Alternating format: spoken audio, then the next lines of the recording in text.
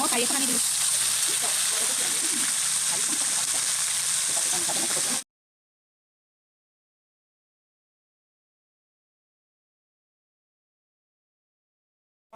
everyone, মই তৃষ্ণা মোৰ চেনেলটোলৈ আপোনালোকক সকলোকে স্বাগতম জনাইছো।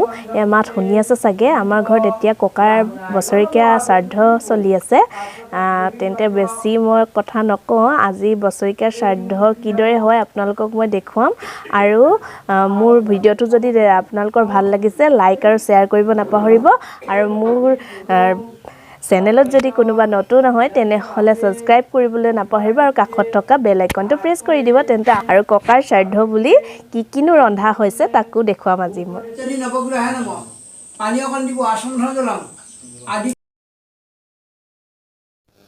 এয়া ককাৰ শ্ৰাদ্ধ হৈ আছে, দেউতাই কৰিছে এইবাৰ ককাৰ শ্ৰাদ্ধ। ককা ঢুকুৱা আজি 16 বছৰ সম্পূৰ্ণ হয়, 17 বছৰত ভৰি দিছে। এতিয়া পিণ্ডৰ কাম চলি আছে, কেঁচা পিণ্ড সিজোৱা নহয়, কেঁচা দিয়া হয় বছৰেকৰ মূৰত। পিণ্ড কিয় কোৱা হয় সকলোৱে জানেই চাগে, মৃতকক দিয়া হয় কাৰণে পিণ্ড বুলি কয় আৰু এইটো উল্টাকে দিয়া হয়। সকলো বস্তু উল্টাকে কৰিব লাগে মৃতকৰ কাম। শ্ৰাদ্ধ ভাগৰ একেবাৰে শেষৰ পৰ্যায় পাইছোগে। সেয়া সেৱা কৰিব লাগে একেবাৰে শেষৰ সময়ত। এয়া আমি সকলোৱে ঘৰৰ মানুহকেইটাই সেৱা লৈছো। বৰ্তা বমা আৰু খুৰাও আহিছে মেইন ঘৰৰ পৰা।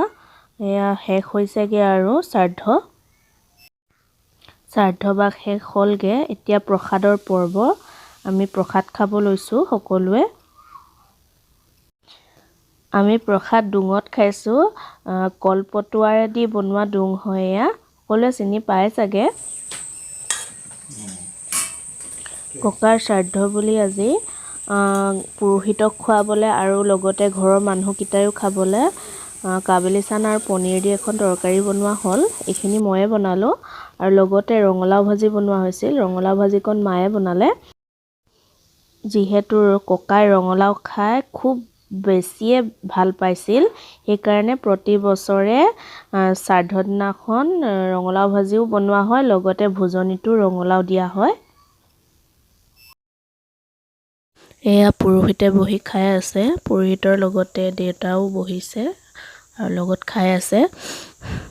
বৰ্তা আৰু খুৰা লগত খোৱা নাই, বৰ্তাৰ তলত বহিবলৈ অলপ অসুবিধা হয়, সেইকাৰণে কিনাৰলে টেবুলতে খাই আছে খুৰা আৰু বৰ্তাই।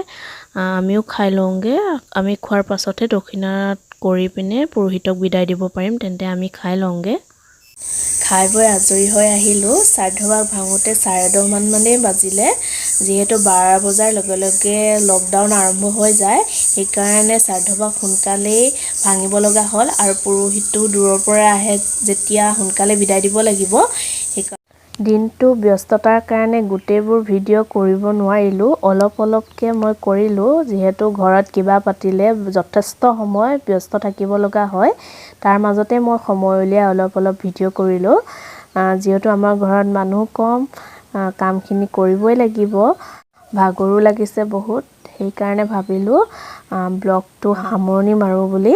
তেন্তে আজিৰ ভিডিঅ'টো ইমানতে সামৰিছোঁ। Bye bye.